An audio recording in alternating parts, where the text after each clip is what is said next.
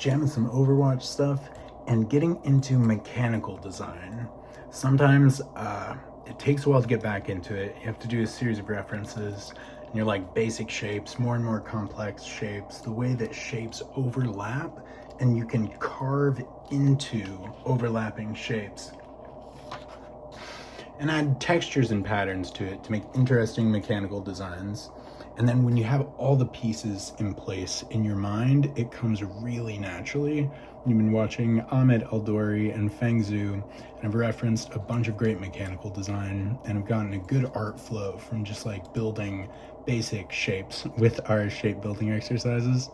So we're in the flow state, we're in the zone, and working on some mechanical design. And this is definitely a series of videos that I wanted to get, because I'm like, sometimes I can do mechanical design and other times I cannot. So to have some recording of us when we are on, working at our best, making some killer mechanical design, and then to be able to go back in and, to self-reference, but look at what the flow and the tempo is like so that we can try to build that rhythm if we do not have it. And to recognize it when we do.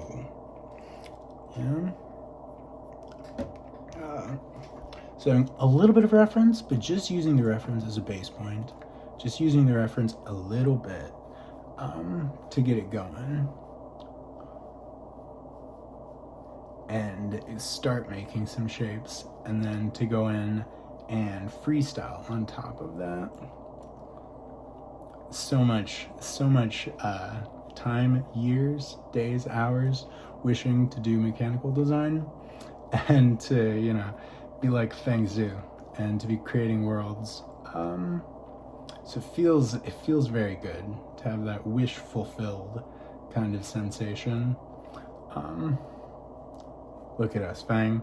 Even if we couldn't do the exact same thing that he was able to do because of the hand injury and passage of time, through our gestural and structural drawing, we're able to do some elements of the same thing, but in a different way that is uniquely our own. And a whole bunch of other people's. Our own as in it fits our personality and art style very well. But there's so many techniques that influence this as well. That's like any drawing technique, I suppose. It's all very collaborative in nature. So going in,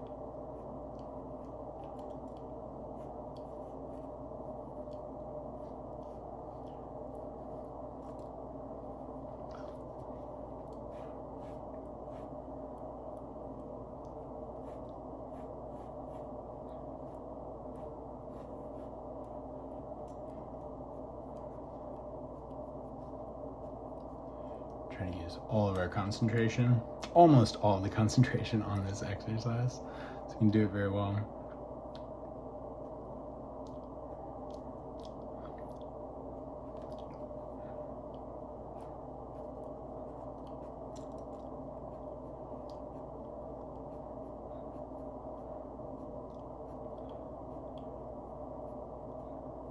Focusing some Overwatch today as well. And this is why we're digging the mechanical design. And even if you're drawing just like gauntlets, to have good mechanical design and drawing of a bunch of three-dimensional shapes, totally keen for making Overwatch stuff. Which normally we have a good sense of style and proportion. We have the right moves to use in the right places, good ideas for skins.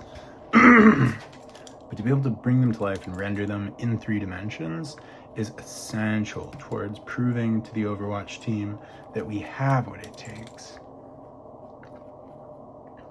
I think. I mean, for a while I've gotten like that first drawing video had a lot of good qualities to it. And we're gonna go back in with an Overwatch 2. We'll see how much time we have on this video. I've got a couple more that we can delete here. Trying to make open space and closed space within this setup. We kind of lost our angle just a little bit. It's like, yeah, like that.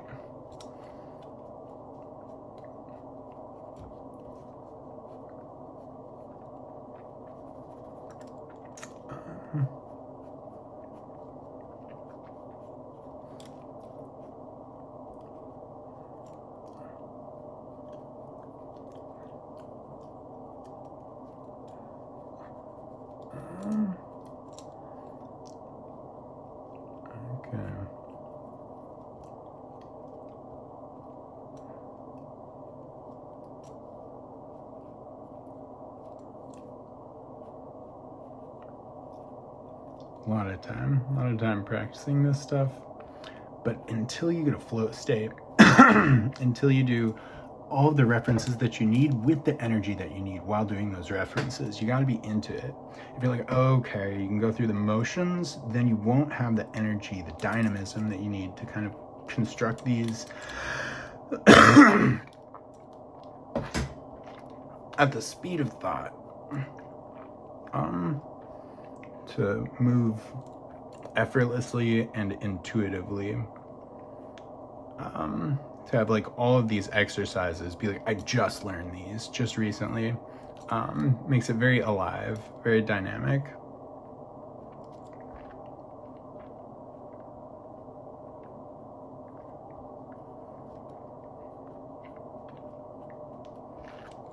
Still listening to a lot of Blackpink. Hell yeah. Excelsior.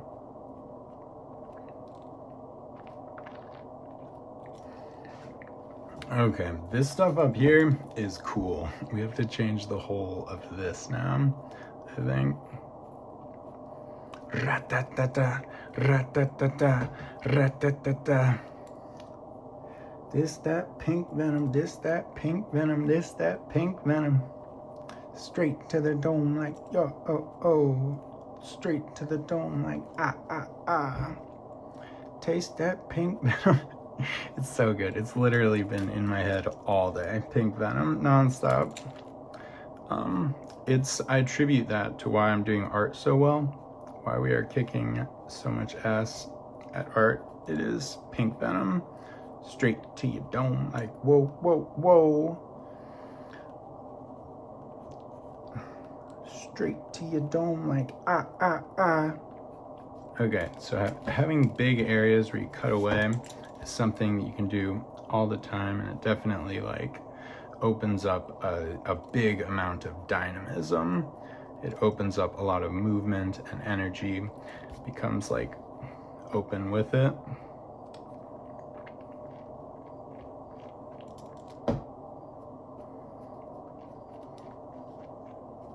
Yeah, that's cool. The other designers will freaking respect me, man. Mechanical design is such a test of skill kind of deal. It's really fun though, once you get into it. I mean, it does take a lot of wanting to do it. It's like watching Feng Zhu for hundreds of hours and dreaming, oh, I wish I could do that. I wish if I could do that, I'd be cutting shapes like they were marble. And, you know, I'd be impressing Feng Zhu with how I could do those things. You know, so I mean, you can do it just a little bit, but if you really want to create worlds, you want to tell stories, you're amazed when you learned of the power, the quickness, the spontaneity of creating spaceships and, you know, like battleships, stations, space stations as well. that have never existed before. And creating whole peoples, taking them to war, fighting off alien invasions. It was like magic, you know? And it was a magic that I was excluded from the club on. So when I did find that shape building exercise, I was right back in it. I was like, okay, because I had continued to make spaceships and make some okay ones. There were some ones that weren't that bad at all. Once I learned how to make shapes, was really like, oh, that's what I was missing. And it was like a whole bunch of momentum had built up from trying and trying and trying without the tools. It was like training weights. When, you know, those training weights came off, I had quite a lot of ship building strength. Yeah. Look at this phallic engine. Oh no, it's not that phallic. Sorry. As far as spaceships go, there's some over-the-top spaceships, but it's fun to poke fun at your designs, not to take things too seriously.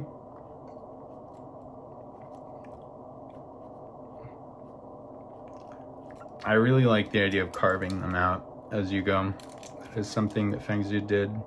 Where I was like, the shape is living, you know, at any point. It's still so malleable. So to keep that malleability high and that sense of movement up with like that cutaway that we did there.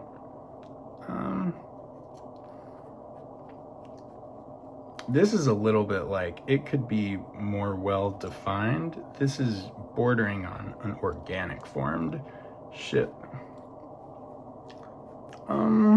Here, go like that with a couple of big engines in the back. Or maybe not engines, maybe they're like power conduits, you know, maybe they harness solar energy or something non-solar energy related. Awesome. That's one. I imagine there's another one off to the side, off to the back. Maybe not. Okay, everything's pretty good except for even this part. I think we should take it back even more.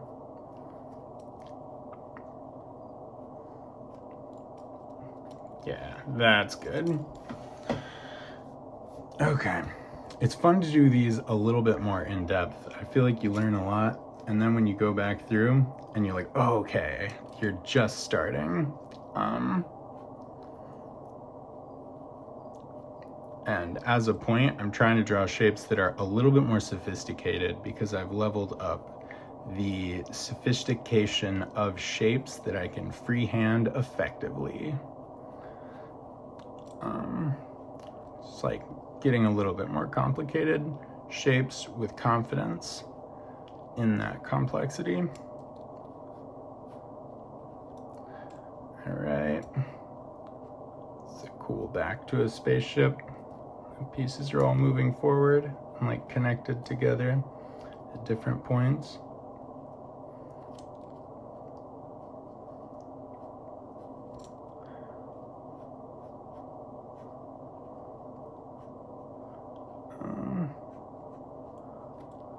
Like flat, back. It's kind of, you can do polygons at any point to help your ship read and make sense. Pieces of polygons. And then like cutting away just certain points of the ship has been something that I've been doing. It's like you can cut away with just like a geometric cut or make it a little bit rounded and like go in.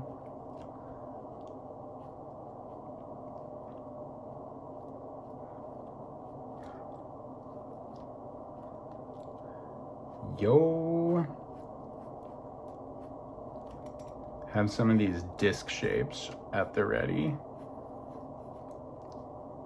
So you can throw out a disc at any point. And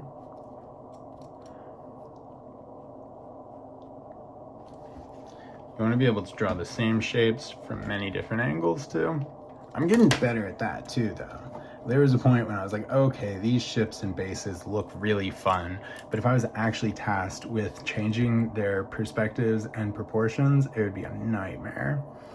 Not to say that I could do it instantly, first try, but I can definitely come a lot closer towards an accurate proportional angle swap. I mean, that's the whole idea with design, is that you'd be able to do these things, so that you can read the proportions and the thickness, and that you understand the shape of the things that you're creating, so that it could be created for a miniature in a film or a TV show, your Star Treks and your Star Wars, or a model for a game, your Star Crafts. Okay, some hard edge stuff.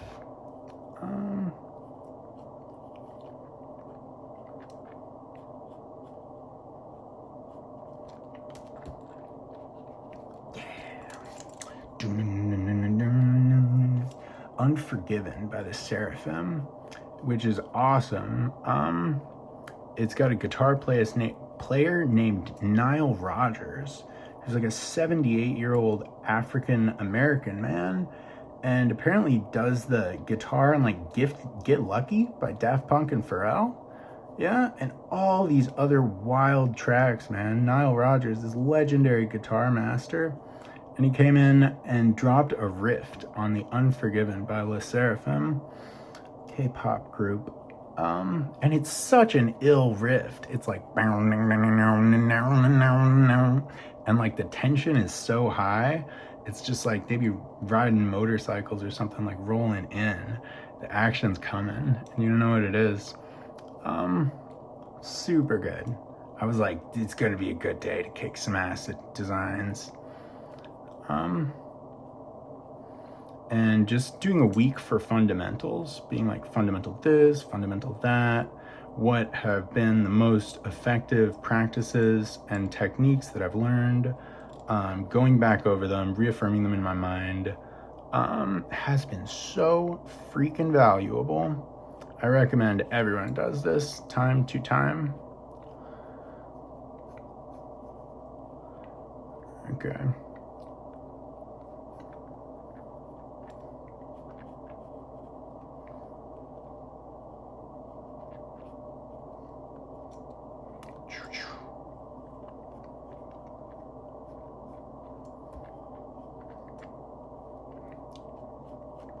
Nice. Again.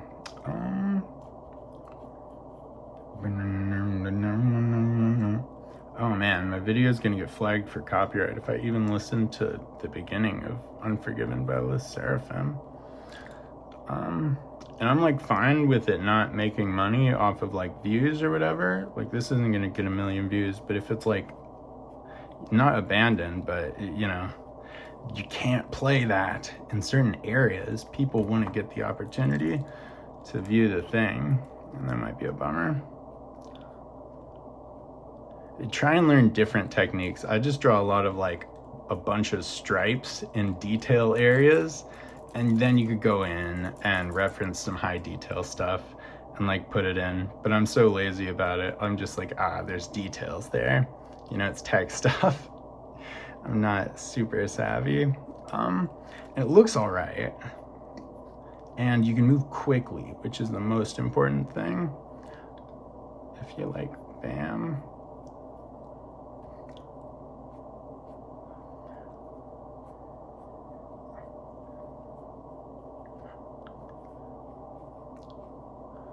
Really good.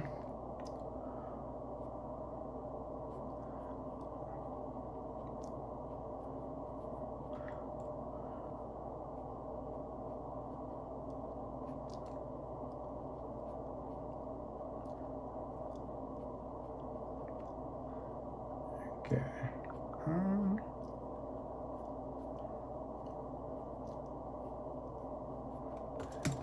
To go back on, you can take shapes away, and you can addeth shapes again. The deity of shapes you become.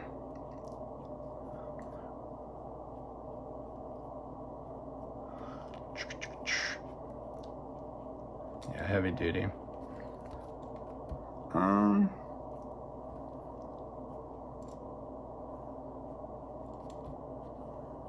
It's so cool to work on Death Stranding. I feel like this becomes more of our standard stations over here, and we're referencing like the front and that four-pointed, you know, kind of opening, which is really, really cool.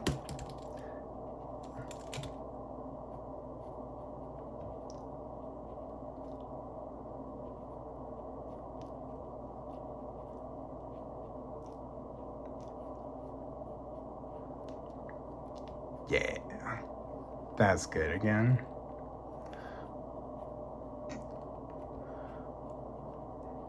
Okay. Then it's the other one of those. Okay, let's do some, now that we've done quite a bit of like time on this one, let's do another quick one. This doesn't need to be here. Could use some of the parts of it, but other parts of it are kind of like,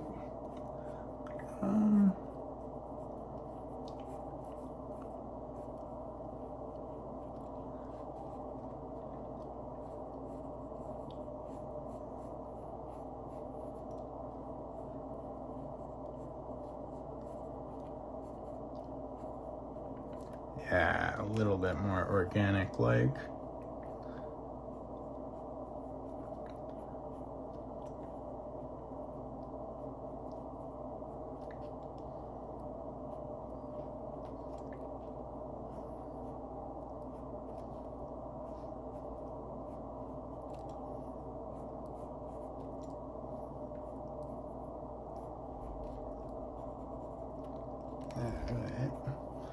Quick. Quick is the word.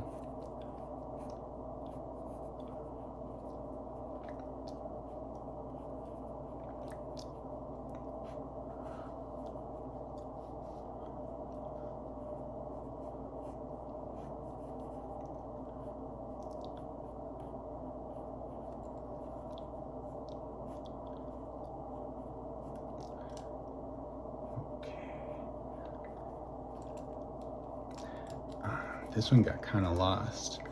When you get lost, you can always come back in. It's always fun to experiment things and find what you like and what works.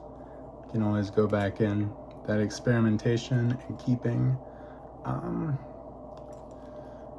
the canvas in your hands, keeping the art alive, and knowing that you could add very quickly and spontaneously whole areas to what you're building, right? Like as soon as you think of them or get the inspiration, you want to keep your hands working so that you can follow the speed of your inspiration.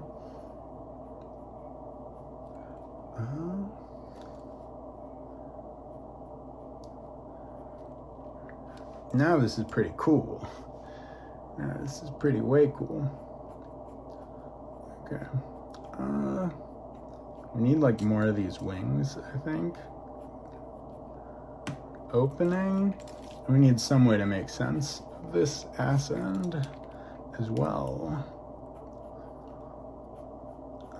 These will be open more. But then we need it to look like a tech shape as well.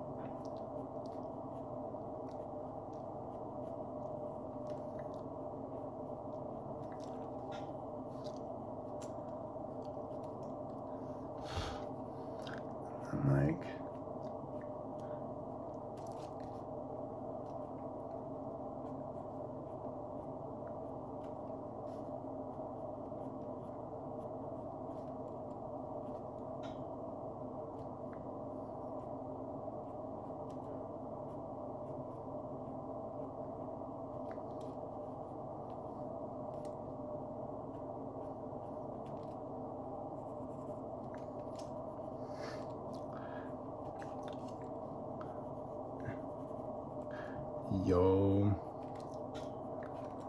my dudes. It's starting to look like something.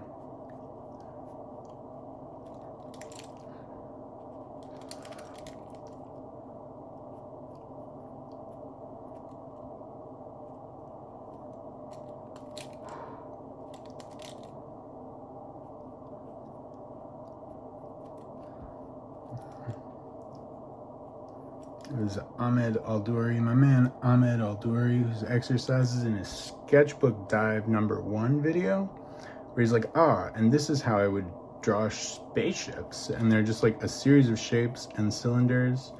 Was the thing where it's like just with a pencil, just like that, man, and drawing of basic shapes. That is the whole foundation for drawing ships of all kinds. And you can switch things up. There is such infinite variety. In that was one of the spaces where first I was like, okay, let's go. And then it was like a couple years later that I found the shape drawing exercise and started to consistently be able to draw boxes from any angle. And my ships really came to life after that point. Where before they were very static, they were all set at the same angle, and now I was like, oh my god, you can turn them sideways, you can turn them upside down, look at that. You get a new perspective on everything. Okay, these are really cool. I'm trying to spend a little bit more time at these to get like more in-depth shapes. Again, remember, we're going to be drawing gloves and boots and stuff for Overwatch soon, so...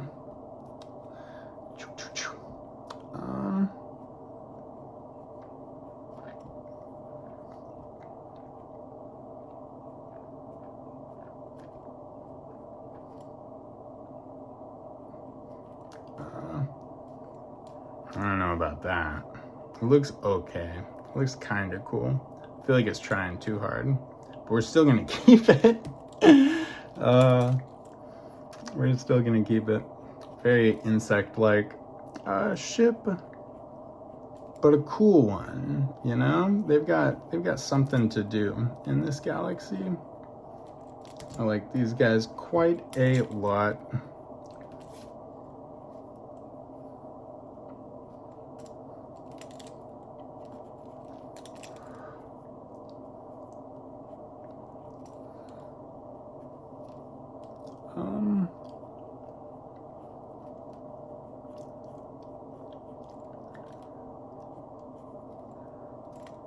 Yeah, just like to have that empowerment given back to me. I'd sort of given up on these grand dreams of creating worlds, creating cool spaceships, imagining Final Fantasy and being like, oh man, when a crazy robot comes at you around the corner and you're like, what the fuck even is this thing? It's wild. It's unlike anything I've ever seen before. It's high tech and dangerous and exotic and wild. And to try and be able to create that sensation, and even to make it make more sense, you can tell this is very free form.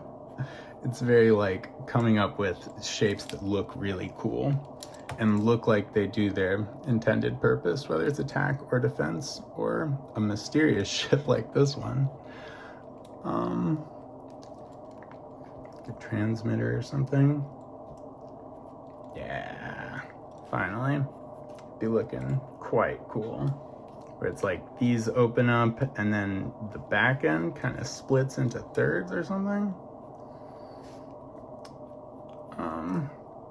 No, it's fun like looking things up, like you know, we could look up some solar panels, especially some spaceship solar panels. Check out like a solar farm ship and a solar farm repair ship type deal. But even still, the amount of like, okay, that's a hull, those are thrusters, then there's gonna be a whole bunch of other bits where the parts kind of come together and split apart and create, you know, all of this. I mean, the ships in Star Wars, like, do you think there was a reason for any of the technical stuff on any single one of the ships in Star Wars? like the Millennium Falcon and stuff, is all of that doing things? You know, like the extra dishes, it looks like it's got scanning equipment that other ships don't have. Does it have advanced scanners? I don't know. But it was a visual appeal, and even kind of just imagining this comes from a different time and place, and there's a lot of tech that goes on behind the scenes just to enable space travel. Even if you know just a little bit about space travel, and you're like, they have different types of computers, and just have all of the maths, you know, all of the maths for takeoff, for landing, for inner space travel, and to calculate, you know, where are these other systems, you know, to log in star coordinates and do all of these things. Like, there's all of these endlessly techy things. There's reasons that they could have all those wild shapes. Star Wars was the original of just like, they created another world. It was another place. You could touch it, you could feel it. Everything was so cool and unique, one of a kind.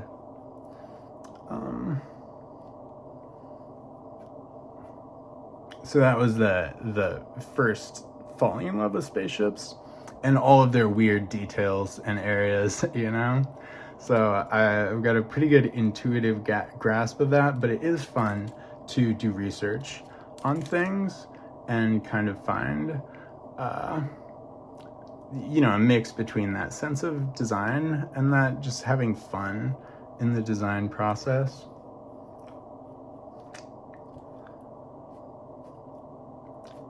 To make Star Wars like ships. Okay, this one's kind of weak. We need to go back to our reference. Or not. Sometimes you can take a weak ship and after tweaking with it for a while, after adjusting it and moving things, then you'll like just turn it on its head and it'll turn into something cool and interesting. Sometimes not. Sometimes it takes a few tries before you get that going. But when you do, it feels pretty nice. Like, don't give up. You know, don't give up when you get discouraged. Keep on moving.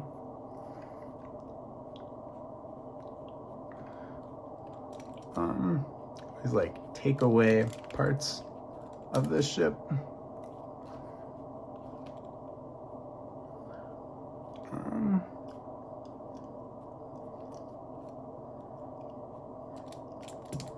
Yo, Arcane is so cool. Arcane is so cool. They just got everything. What the modern saga, the art style, and the way they brought in an entirely different type of rendering. Everything traditional animation and everything CGI has been so done so many times. Like, okay, it's Pixar style, even DreamWorks style, Pixar style, like almost interchangeable. You know, it's a high money American, like master crafted cartoon style. You know, it's so predictable. And some stuff like Borderlands is like, here's a fresh take. And they're like, yo, you can do anything within that cell shaded framework. We're using patterns and textures. Those could be any kind of paintings, like the Impressionist type style. They don't use quite Impressionist, but some of their stuff is quite Impressionist. It's so good. I remember the first times I saw screenshots of Arcane and I was like, what? That's not a digital painting? Like, that's really not? And they're like, nah, that's the animation and movement. I saw the still frames first. I think it was artists reacting to them and just being like, holy hell.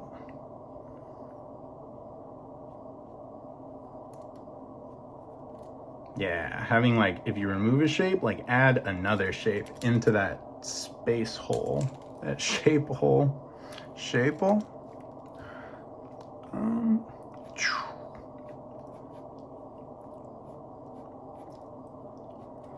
See, now it's looking kind of cool. Alright. If you're still watching, you gotta listen to Unforgiven by Le Seraphim.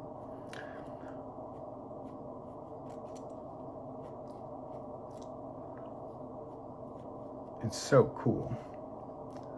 That Nile Rodgers riff, again, what a fun collaboration. Like Le Seraphim and Nile Rodgers together. And it was just like, I'm sure it took Nile Rodgers like a second, but he probably threw that guitar riff down in like no time. Because he's Nile Rodgers. He has so many years, this illustrious career of ass kicking and guitar riffing. He knew what they needed to hear. He's just able to drop it on them. But with the magic of him being there, it's like they could have never done that guitar riff. It would have taken Le Seraphim like decades of playing the guitar to achieve that kind of mastery. And even if they did, it's growing up in a completely different time. The sensibilities are very far from K-pop. But as the, not wallpaper, but as the lead in, the intro, that it becomes their music, and it creates this really weird contrast, It's such ass-kicking music. And they bring some goddamn great Le Seraphim ass-kicking as well. Okay, this is to the point where it's like, I need to stop drawing this one and start just like using my focus effectively to what is the next most effective thing to do. Where should we spend our time on?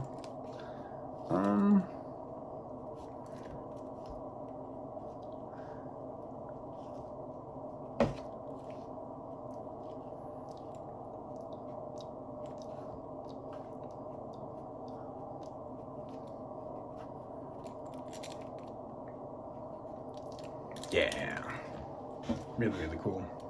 This one maybe, really quick.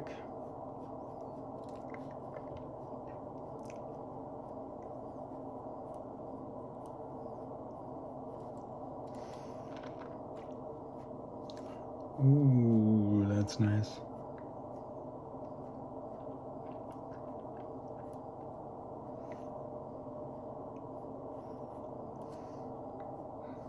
I don't know if I'd just be able to play the instrumental with it still becoming copyright locked. I'm afraid that it would.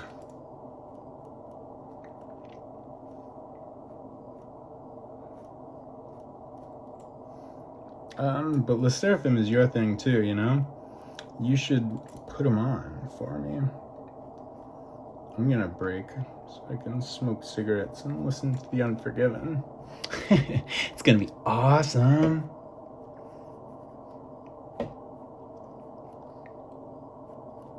Okay, that's kind of cool.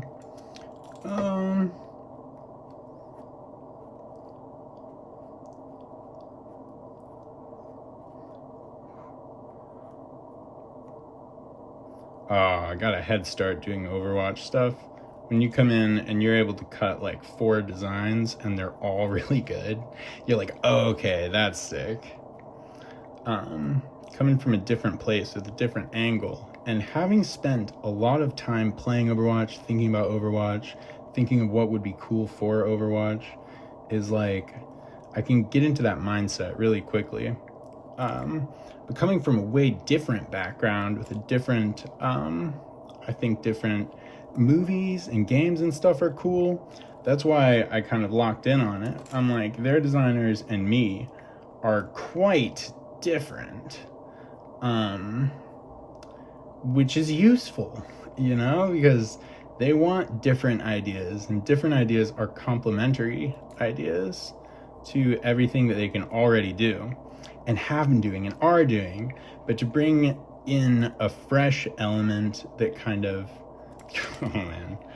it creates a new light to look at the whole game in, might get them like, oh, now they've got new ideas that take this thing and mix it further. Or, okay, some of what was working in the original Overwatch build and art style, we bring that in, make that a strength again. Have some way to make it new and to bring the love back into it.